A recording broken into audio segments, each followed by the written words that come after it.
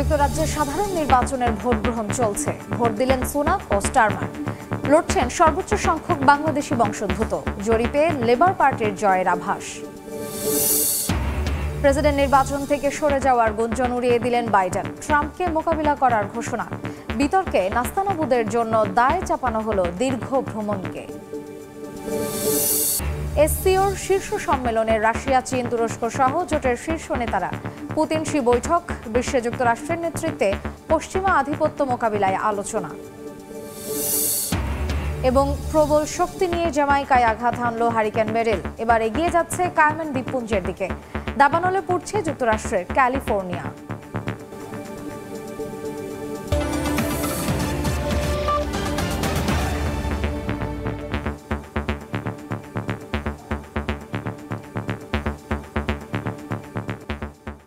আন্তর্জাতিক সময়ের সঙ্গে আছি আমি মার্জিয়া শ্রেয়া। যুক্তরাজ্যের সাধারণ নির্বাচনের ভোট গ্রহণ চলছে। ভোট দিয়েছেন প্রধানমন্ত্রী ঋষি সুনাক। নির্বাচন নিয়ে চলছে নানা হিসেব নিকেশ। ক্ষমতাসীন কনজারভেটিভ পার্টির ভরাডুবির আশঙ্কা করছেন বিশ্লেষকরা। সংখ্যাগরিষ্ঠতা পেতে পারেন বিরোধী নেতা কেইর স্টারমারের দল লেবার পার্টি। তবে প্রধানমন্ত্রী ঋষি সুনাক বলেছেন, জরিপে লেবার পার্টির অভাবনীয় জয়ের ধারণা করা হলেও নির্বাচনের ফলাফলে ভারসাম্য বজায় থাকবে। যুক্তরাজ্য থেকে শোয়েব কবিরের রিপোর্ট। স্থানীয় সময় বৃহস্পতিবার সকাল 7টায় শুরু হয় ব্রিটেনের সাধারণ নির্বাচনের ভোট গ্রহণ। ভোটাররা কেন্দ্রে কেন্দ্রে গিয়ে নিজেদের পছন্দের প্রার্থীকে ভোট দিচ্ছেন। ব্রিটেনের প্রধানমন্ত্রী ঋষি সুনাকের আগাম নির্বাচনের ঘোষণায় নড়াচড়ে বসে দেশটির অন্যতম প্রধান বিরোধী দল লেবার পার্টি। কিছুটা বিবেকে পড়ে যায় 14 বছর ধরে ক্ষমতায় থাকা শাসক দল কনজারভেটিভ পার্টি। নির্বাচনের জনপ্রিয়তা নিয়ে জরিপ চালায় বিভিন্ন গণমাধ্যম। এসব জরিপের ফলাফলে উঠে আসা তথ্য উপাত্ত বিশ্লেষণ করে ধারণা করা হচ্ছে এবার গো হারা হারবে প্রধানমন্ত্রী ঋষি সুনাকের দল।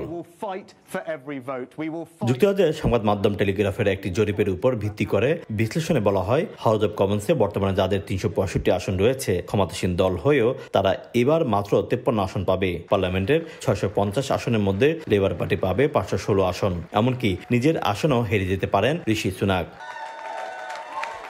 তবে এমন অনুমান যে বাতাসে বেরিয়ে আসছে না, তা পরিষ্কার করেছে কয়েকটি গণমাধ্যম। বেশ কিছু কারণও তুলে ধরেছে সংবাদ মাধ্যমগুলো। 2010 সালে যখন ডেভিড ক্যামেরনের হাত ধরে টয়েরা ক্ষমতায় আসেন, তখন থেকেই দেখা দেয় নানা ধরনের সমস্যা, যেমন অর্থনৈতিক বিপর্যয়, মহামারী, ব্রেক্সিটের মতো বহু সমস্যা। বিশেষজ্ঞরা বলছেন 2008 সালের পর অর্থনৈতিক দুর্দশা থেকে বেরোতে পারেনি যুক্তরাজ্য। কনজারভেটিভ পার্টির শাসন আমলে যুক্তরাজ্যের সাধারণ মানুষের জীবনযাত্রার ব্যয় বেড়েছে স্বাস্থ্য খাত। এছাড়া নিত্য পণ্যের দাম বাড়লেও বাড়েনি মানুষের আয়। এর মধ্যে বুধবার প্রধানমন্ত্রী ঋষি সুনাক একটি বিদ্যালয়ে পরিদর্শনের সময় বলেন, লেবার পার্টির অভাবনীয় জয়ের ধারণা করা হলেও নির্বাচনের ফলাফলে ভারসাম্য থাকবে। তার দল লেবার পার্টির কাছে কখনোই আত্মসমর্পণ করবে না বলেও জানান ঋষি সুনাক। শোয়েব কবির, সময় সংবাদ, লন্ডন। ব্রিটেনের নির্বাচনের সবশেষ জানাতে এই মুহূর্তে লন্ডনে আছেন সহকর্মী শোয়েব কবির। সরাসরি যাচ্ছি তার কাছে। যুক্তরাজ্যের পার্লামেন্ট নির্বাচন শুরু হয়েছে আজ সকাল 7টা থেকে এবং এই ভোট গ্রহণ চলবে রাত 10টা পর্যন্ত। ইতিমধ্যেই কনজারভেটিভ দলীয় প্রধান ঋষি সুনাক তার স্ত্রী সহ সকাল 7:30টায় ভোট দিয়েছেন এবং কিয়ার স্টারমার, যিনি লেবার দলীয় প্রধান, তিনিও 7:45 নিজ আসনের যে ভোট কেন্দ্র সেখানে গিয়ে ভোট দিয়েছেন। এখন পর্যন্ত যে জনমত জরিপ সহ যেভাবে ভোটারদের যে এক্সিট পুল রয়েছে সেটির ভাষ্যমত হয়তো লেবার দল হয়তো বিপুল ভোটে অথবা বিপুল সংখ্যক আসনে জয়লাভের মাধ্যমে ক্ষমতা আসতে যাচ্ছে, এমনটাই আভাস মিলেছে। এবং যদি সেটি হয় তাহলে কিন্তু সরকার প্রধান হিসেবে হতে যাচ্ছেন লেবার দলীয় প্রধান কিয়ার স্টারমার। এবার আমি দাঁড়িয়ে আছি যে বাংলাদেশি অধ্যুষিত হোয়াইট চ্যাপেল যে এলাকাটি হলো বেথলেম গ্রিন অ্যান্ড স্টেপনি আসনে অধীনে। এখানকার এমপি পদে লড়ছেন বাংলাদেশি বংশোদ্ভূত রোশনার আলী সহ আরও 4 জন এবং পুরো যুক্তরাজ্যে ইতিমধ্যে 34 জন বাংলাদেশি প্রার্থী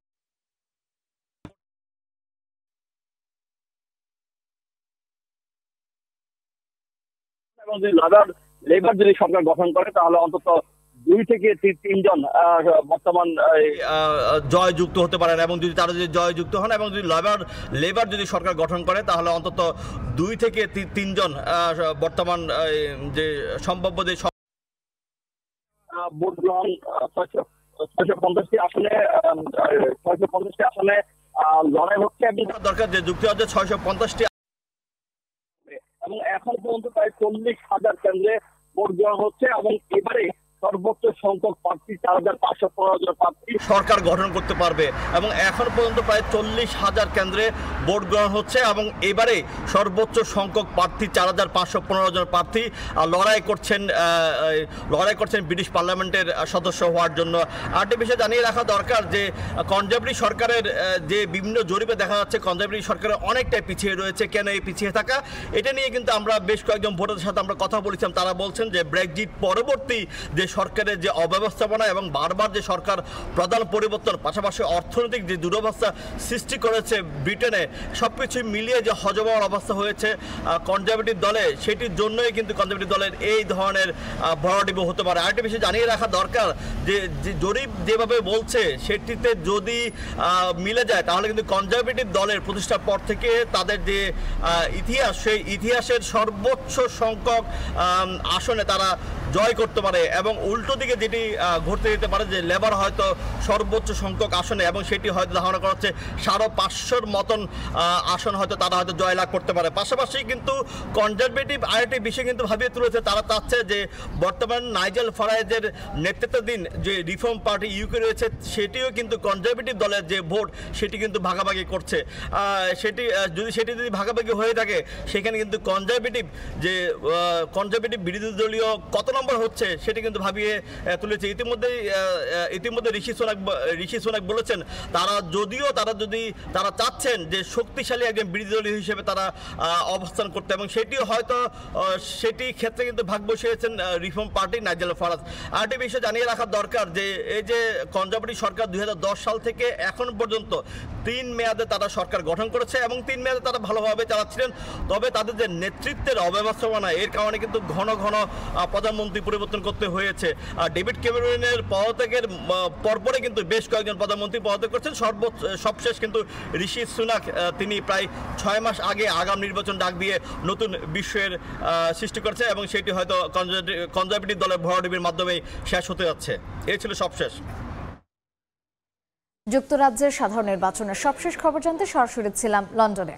নির্বাচন থেকে সরে যাওয়ার গুঞ্জন উড়িয়ে দিয়ে মার্কিন প্রেসিডেন্ট জো বাইডেন সাফ জানিয়েছেন আসন্ন প্রেসিডেন্ট নির্বাচনে তিনিই প্রার্থী হিসেবে লড়বেন। বাইডেন বলেন তিনি দলের মনোনীত প্রার্থী। নির্বাচনে বিতর্কে ট্রাম্পের কাছে ধরাশায়ী হওয়ার পর থেকে নির্বাচনের প্রতিদ্বন্দ্বিতা থেকে সরে যেতে বাইডেনের ওপর চাপ বাড়তে থাকে। শুরু হয় নানা গুঞ্জন, এমনকি বাইডেনের বিকল্প প্রার্থী নিয়েও চলে আলোচনা। এমন পরিস্থিতিতে এই ঘোষণা দিলেন তিনি। যুক্তরাষ্ট্র থেকে লস্কর আল মামুনের রিপোর্ট। এক টেলিভিশন বিতর্ককে ঘিরেই সৃষ্টি নানা বিতর্কের। বিপাকে পড়েন মার্কিন ইতিহাসে সবচেয়ে বেশি বয়সী প্রেসিডেন্ট জো বাইডেন। প্রথম টিভি বিতর্কে ভালো না করাই যেন কাল হয়ে দাঁড়ায় বাইডেনের জন্য। মোটা দাগে প্রশ্ন সামনে আসে বাইডেনের সক্ষমতা নিয়ে। জোর দাবি ওঠে তার পরিবর্তে অন্য কাউকে প্রার্থী করার। নিজ দলের অভ্যন্তরীণ চাপের মুখে পদত্যাগ করতে পারেন বাইডেন, এমন আলোচনাও চাউর হয়। তবে এ সব কিছুকে উড়িয়ে দিয়ে আসন্ন প্রেসিডেন্ট নির্বাচনে নিজের প্রার্থিতার কথা সাফ জানিয়ে দিলেন মার্কিন প্রেসিডেন্ট জো বাইডেন। তিনি বলেন ট্রাম্পের বিরুদ্ধে নির্বাচনী দৌড় থেকে সরে যাচ্ছেন না তিনি দলের মনোনীত প্রেসিডেন্ট প্রার্থী।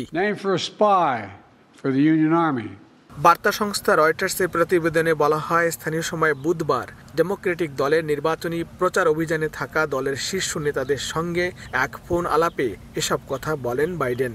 তার প্রার্থিতা নিয়ে উদ্বেগে থাকা নেতাদের উদ্দেশ্যে বাইডেন বলেন নভেম্বরের নির্বাচনে ট্রাম্পকে ভালোভাবেই মোকাবেলা করতে সক্ষম তিনি। এদিকে প্রেসিডেন্ট নির্বাচন থেকে জো বাইডেনের সরে যাওয়ার কথা নাকচ করে দিয়েছে হোয়াইট হাউসও। বুধবার এক প্রশ্নের জবাবে বিষয়টি নাকচ করে দিয়েছেন হোয়াইট হাউসের প্রেস সেক্রেটারি কারিন জন পিয়ের। গেল বৃহস্পতিবার রাতে জর্জিয়া অঙ্গরাজ্যের আটলান্টায় সিএনএনের স্টুডিওতে ট্রাম্প ও বাইডেনের মধ্যকার প্রথম টিভি বিতর্ক অনুষ্ঠিত হয়। ওই বিতর্কে ট্রাম্পের কাছে হেরে বাইডেনের জনপ্রিয়তায় ধস নামে। এমনকি তার দল ডেমোক্রেটিক পার্টির 1/3 মনে করেন নির্বাচনী দৌড় থেকে সরে দাঁড়ানো উচিত বাইডেনের। লস্কর আল মামুন, সময় সংবাদ, যুক্তরাষ্ট্র। আন্তর্জাতিক সময়ে আরো কাজাখস্তানে চলছে সাংহাই কোঅপারেশন অর্গানাইজেশন SCOর 24তম শীর্ষ সম্মেলন। এতে যোগ দিয়েছেন রুশ প্রেসিডেন্ট ভ্লাদিমির পুতিন, চীনা প্রেসিডেন্ট শি জিনপিং, তুরস্কের প্রেসিডেন্ট রিসেপ তাইপ এরদোয়ান সহ জোটের শীর্ষ নেতারা। সম্মেলনে বহুমুখী সহযোগিতা, জ্বালানি ও আঞ্চলিক নিরাপত্তার উপর গুরুত্ব আরোপ করেন নেতারা। এবারের সম্মেলনে জোটের 10ম সদস্য হিসেবে যোগ দিয়েছে বেলারুশ। সম্মেলনের আগে বৈঠক করেন শি পুতিন। যুক্তরাষ্ট্রের আধিপত্যবাদ মোকাবিলায় ঐক্যবদ্ধ হওয়ার প্রত্যয় ব্যক্ত করেন দুই নেতা। পশ্চিমা বিরোধী জোটকে শক্তিশালী করতে ও কৌশলগত মধ্য এশিয়া অঞ্চলে প্রভাব বাড়াতে বুধবার কাজাখস্তানের আস্তানায় শুরু হয় 2 দিনব্যাপী সাংহাই কোঅপারেশন অর্গানাইজেশন SCOর শীর্ষ সম্মেলন। এতে যোগ দেন রুশ প্রেসিডেন্ট ভ্লাদিমির পুতিন, চীনা প্রেসিডেন্ট শি জিনপিং, তুরস্কের প্রেসিডেন্ট রিসেপ তাইপ এরদোয়ান, পাকিস্তানের প্রধানমন্ত্রী শাহবাজ শরীফ সহ জোটের শীর্ষ নেতারা। বহুপাক্ষিক সংলাপ জোরদার, টেকসই স্থিতিশীলতা অর্জন, সদস্য রাষ্ট্রগুলোর মধ্যে সহযোগিতা ও উন্নয়ন এবং আঞ্চলিক নিরাপত্তা নিশ্চিত করাই এবারের শীর্ষ সম্মেলনে গুরুত্ব পেয়েছে। এছাড়া SCOর উন্নয়ন কৌশল ঠিক করা, সন্ত্রাসবাদ ও বিচ্ছিন্নতাবাদ মোকাবিলায় সহযোগিতার কর্মসূচি ও মাদক বিরোধী কৌশলের বিষয়েও জোটের নেতারা গুরুত্বপূর্ণ সিদ্ধান্ত নেন। সম্মেলন ঘিরে ব্যস্ত সময় পার করেন জোটের শীর্ষ নেতারা। বুধবার আস্তানায় সাইডলাইন বৈঠকে অংশ নেন রুশ প্রেসিডেন্ট ভ্লাদিমির পুতিন ও চীনা প্রেসিডেন্ট শি জিনপিং। বিশ্বমঞ্চে যুক্তরাষ্ট্রের নেতৃত্বে আধিপত্যবাদ মোকাবিলা ইস্যুতে দুই রাষ্ট্রপ্রধানের মধ্যে আলোচনা হয়। রুশ প্রেসিডেন্ট ভ্লাদিমির পুতিন বলেন, অংশীদারিত্ব এবং কৌশলগত সহযোগিতার কারণে রাশিয়া চীন সম্পর্ক ইতিহাসের সেরা সময় পার করছে। পুতিনের উদ্দেশ্যে শি বলেন, চীন ও রাশিয়ার উচিত সহযোগিতা ও বিনিময় বাড়ানো। একতরফা নিষেধাজ্ঞা ও আধিপত্যবাদের বিরোধিতা করে যাওয়ার প্রতিও গুরুত্বারোপ করেন চীনা প্রেসিডেন্ট। তুরস্কের প্রেসিডেন্ট রিসেপ তাইপ এরদোয়ানের সঙ্গেও বৈঠক করেছেন পুতিন। এ সময় ইসরায়েল গাজা যুদ্ধ, সিরিয়া ইস্যু ও ইউক্রেনে চলমান যুদ্ধ নিয়ে কথা হয় দুই নেতার। ইউক্রেন যুদ্ধ বন্ধে মধ্যস্থতাকারীর ভূমিকা পালনে নিজের আগ্রহের কথা পুতিনকে জানান এরদোয়ান। 2001 সালে পশ্চিমা আধিপত্য থেকে বেরিয়ে আসার লক্ষ্যে চীন, রাশিয়া এবং মধ্য এশিয়ার 4 দেশ কিরগিজস্তান, তাজিকিস্তান ও উজবেকিস্তানের উদ্যোগে প্রতিষ্ঠিত হয় সাংহাই কোঅপারেশন অর্গানাইজেশন। এরপর 2017 সালে ভারত ও পাকিস্তান আর 2023 সালে জোটে যোগ দেয় ইরান। এবারের সম্মেলনে জোটটির 10তম সদস্য হিসেবে যোগ দিয়েছে বেলারুশ। ফারহাদ চৌধুরী, সময় সংবাদ। বার্ড ফ্লুয়ের কারণে ডিমের ঘাটতি তৈরি হওয়ায় অস্ট্রেলিয়ার ম্যাকডোনাল্ডসে সকালের নাস্তার সময় কমিয়ে দেওয়া হয়েছে। ফাস্টফুড জায়ান্ট ম্যাকডোনাল্ডস সাময়িকভাবে সকালের নাস্তার সময় দুপুর 12টার পরিবর্তে 10টা 30 মিনিটে নিয়ে এসেছে। অস্ট্রেলিয়ার কর্মকর্তারা মে মাস থেকে সারা দেশে 11টি খামারে H7 এভিয়ান ইনফ্লুয়েঞ্জা শনাক্ত করেছে। উৎপত্তিস্থল ভিক্টোরিয়া রাজ্যে 10 লাখের বেশি পাখি নিধনের নির্দেশ দেওয়া হয়। নিউ সাউথ ওয়েলসে আরও কয়েক হাজার পাখির জন্য একই আদেশ দেওয়া হয়েছে। বর্তমান পরিস্থিতি মোকাবিলায় প্রয়োজনের বেশি ডিম না কেনার নির্দেশ দেওয়া হয়েছে। ইরানের প্রেসিডেন্ট নির্বাচনের দ্বিতীয় দফার ভোট গ্রহণ কাল। প্রথম দফার ভোটে আইন প্রণেতা মাসুদ পেজেশকিয়ান 1 কোটির বেশি ভোট পেয়ে নির্বাচনী দৌড়ে এগিয়ে আছেন। অন্যদিকে সর্বোচ্চ ধর্মীয় নেতা আয়াতুল্লাহ আলী খামেনির ঘনিষ্ঠ হিসেবে পরিচিত সাইদ জালিলি 94 লাখের বেশি ভোট পেয়ে দ্বিতীয় অবস্থানে আছেন।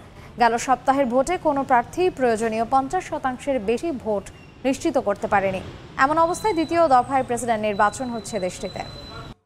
দেখছেন আন্তর্জাতিক সময়। ইন্দোনেশিয়ার সুলাওয়েসি দ্বীপের একটি গুহায় 51,200 বছরের পুরানো চিত্রকর্মের সন্ধান পেয়েছেন বিজ্ঞানীরা। পূর্বে ইউরোপকে গুহাচিত্রের জন্মভূমি বলে ধারণা করা হলেও নতুন এই আবিষ্কারে ভেঙে গিয়েছে সে ধারণা। লাল রং ব্যবহার করে আঁকা এই চিত্রে একটি পশুর আশেপাশে 3 জন মানুষকে আক্রমণাত্মক ভঙ্গিতে দেখা যায়। যদিও সময়ের সঙ্গে অবয়বগুলো আবছা হয়ে এসেছে, প্রত্নতত্ত্ববিদরা বলছেন চিত্রটি থেকে তখনকার মানুষের বুদ্ধিমত্তা সম্পর্কে ধারণা করা যায়। একই সঙ্গে তারা আরও পুরানো গুহাচিত্রের সন্ধান পাওয়ার আশা করছেন। 248তম স্বাধীনতা দিবস উপলক্ষে যুক্তরাষ্ট্রে শুরু হয়েছে নানা আয়োজন। দিবসটি উপলক্ষে নিউ ইয়র্কে আয়োজন করা হয় চোখ ধাঁধানো আতশবাজি প্রদর্শন, যা উপভোগ করেছেন হাজার হাজার মার্কিন।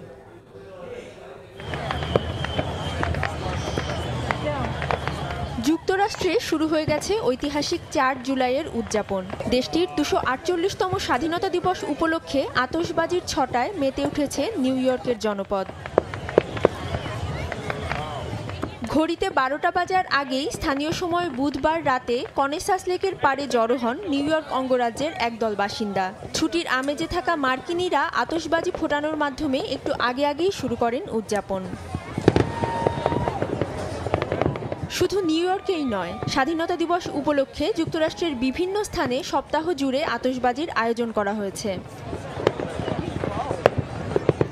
প্রতি বছর এই আয়োজন দেখতে জড়ো হন লাখ লাখ মানুষ। এরই মধ্যে ধারণা করা হচ্ছে এবছরের আয়োজনে ব্যবহৃত আতশবাজির পরিমাণ রেকর্ড ছুঁয়ে ফেলবে। অধরা শ্রেয়সী, অথৈ, সময় সংবাদ। আন্তর্জাতিক সময়ের শীর্ষ সংবাদ জানিয়ে দিচ্ছি আরেকবার। যুক্তরাজ্যে সাধারণ নির্বাচনের ভোট গ্রহণ চলছে। ভোট দিলেন সুনাক ও স্টারমার। লড়ছেন সর্বোচ্চ সংখ্যক বাংলাদেশি বংশোদ্ভূত। জরিপে লেবার পার্টির জয়ের আভাস।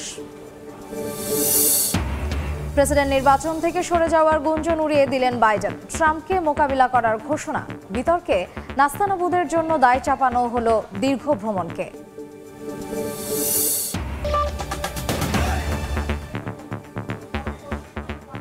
এই ছিল আন্তর্জাতিক সময়। এরপর সময় সংবাদে আপনাদের সঙ্গে থাকবেন সহকর্মী ওমর ইনান। শ্রেয়া, আপনাকে ধন্যবাদ। সময় সংবাদে ফিরছি কিছুক্ষণ পর, সঙ্গে থাকুন সময়ের।